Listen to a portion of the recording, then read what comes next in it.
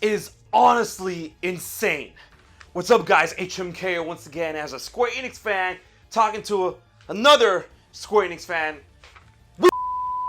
We are consuming. The hype is so real for Square Enix fans. And this is not to say anything away from Dragon Quest XII, which we know it's coming, but we haven't seen anything about it yet. Forspoken, the New Star Ocean, among other games that they're bringing back from the void. And man, that NVIDIA leak is crazy. But when it comes to the toughest hitters, of course, Dragon Quest XII would be an amazing tough hitter, but we haven't really seen anything of it yet other than a logo. Final Fantasy 16 coming out next year summer.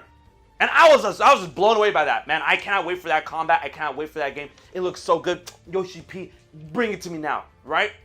And of course, as you know me, a giganto Kingdom Hearts fan, Kingdom Hearts 4 got revealed. We don't know when it's coming out, but later on in this video, you will understand my hope and hype for something sooner than later, considering what we got recently with the Final Fantasy VII 25th anniversary celebration stream, right? Kingdom Hearts 4 looks amazing, but Final Fantasy VII, let's gear towards that a little bit, all right?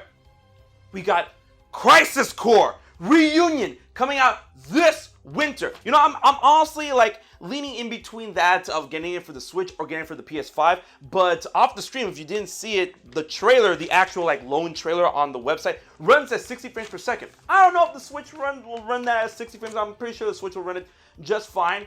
But I mean, I might get it for the PlayStation 5. All right. And speaking of the PlayStation 5.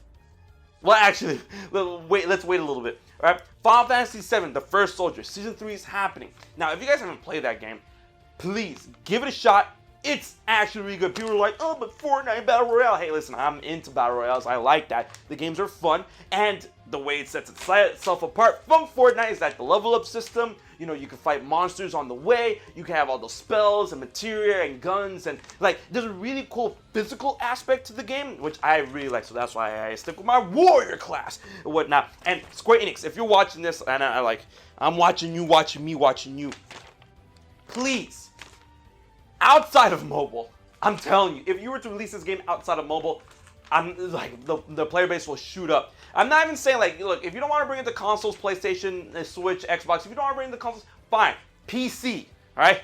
At least a PC, Steam port, Epic port, whatever, all right? I'm telling you, that game, and it has control support. So I mean, if you're playing on mobile and if you're wanting controller support, it has controller support. All right, gearing off that, Ever Crisis. Now, of course, a lot of people are like, yo, Ever Crisis is looking pretty cool. The fact that it's gonna have playable segments of all of the compilation of Final Fantasy VII. Final Fantasy VII, Advent Children, Before Crisis, Crisis Core, Dirge of Cerberus. But then, in the recent trailer, which I'm excited for Ever Crisis. It's free to play, single player. The only thing you're gonna have to roll for, gotcha for, are the costumes. But aesthetics, I mean, come on, aesthetics. You want Cloudy Wolf Cloud from Advent Children? Be my guest. But I mean, I'm good with what I got. And the gameplay looks hella spicy, right? We got a glimpse at a possibility of maybe looking into the story of young Sephiroth. A lot of people are like, no, man, that's Kadaj. I'm like, listen, that's not Kadaj. I know what Kadaj looks like. I've seen the back of Kadaj's head, and that ain't Kadaj. But it's like, oh, but what about Laz and Yazu, Yuzu, whatever, Yoo-hoo, whatever, chocolate milk. That's not Kadaj. That's young Sephiroth.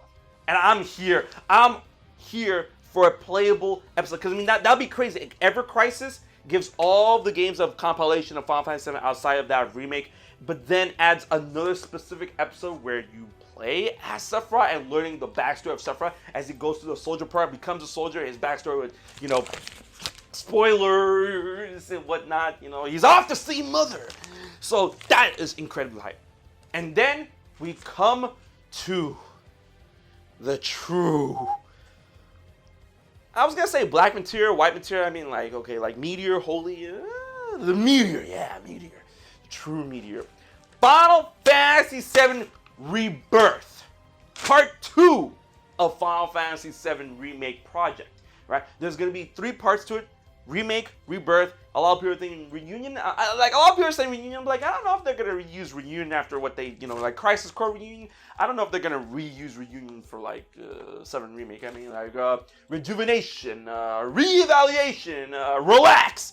You know, I haven't seen a lot of memes. But I honestly think Revelations. But I mean, at the same time, remake, rebirth has to deal with reconstruction. So I'm like, reconstruct, rejuvenate, relive, relife, I don't know. What do you think? Leave your possibilities of like something in the comment section below. But this game, PS5, next winter. Now, granted, I was all on the next year train. I'm like, yo, next winter, you know, holiday season, November, December, all that good jazz. But considering next winter actually goes off into, you know, the beginning of the year more so than it does at the end of the year. That's a big misconception.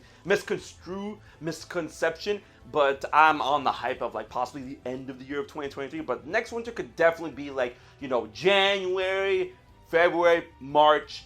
It'll make a lot of sense because, you know, considering the release time of the original remake project was April. So I mean, like April, I mean, that's leaning towards spring. But I mean, like next winter, I'm hopeful for like end of year rather than beginning of the next year. So I'm hoping for December 2023. If it happens, you know, January to March 2024, fine, sure, cool. You know, I'm good with that and whatnot. But honestly, that is a lot sooner than I expected.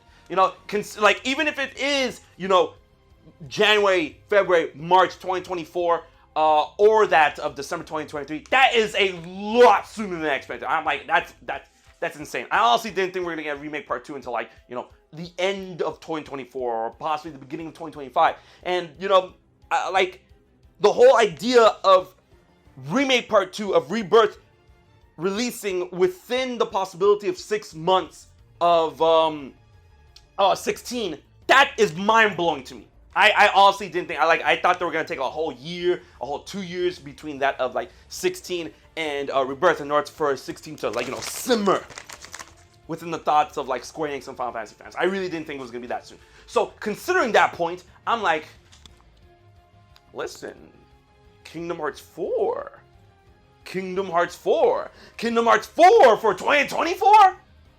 You know, Square Enix really got things in the bag and whatnot. And, you know, a lot of people like try to bring up the point. It's like, oh, they said they started development of Kingdom Hearts 4 not too long ago. And they had some, like, along the lines, they said something about that, if you want to construe it in some way, like, you know, for Final Fantasy VII Rebirth, it's like, oh, we've begun development of Final Fantasy VII Rebirth, but it's developing rapidly.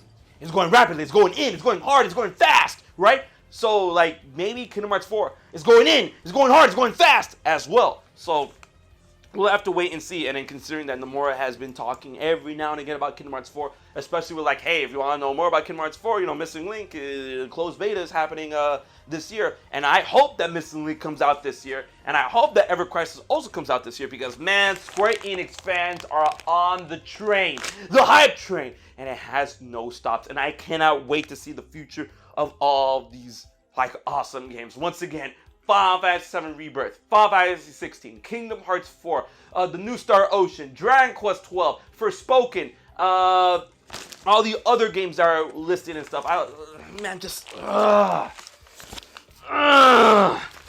Yo, and Dragon Quest 3 HD 2D remake, like that. That's what I'm actually looking forward to a lot. But of course, for me personally, Kingdom Hearts 4 is at the top. And I hope we don't have to wait too long for that game because we're not going to wait too long for the other games. Final Fantasy 16, 7 Rebirth coming out next year, hopefully both next year. I mean, I understand if Rebirth happens like in the early part of 2024, but now it's time. The focus, the hype is now. Let me know what you think about all the Square Enix goodness that has been given to us, man. Kingdom Hearts 4 sooner than later, I believe, and you gotta believe. So leave your thoughts, theories, comments in the comment section below, and be sure to like, share, and most importantly, subscribe to HMK for more Square Enix goodness every week. And until the next one, this has been HMK. I'll check you guys later.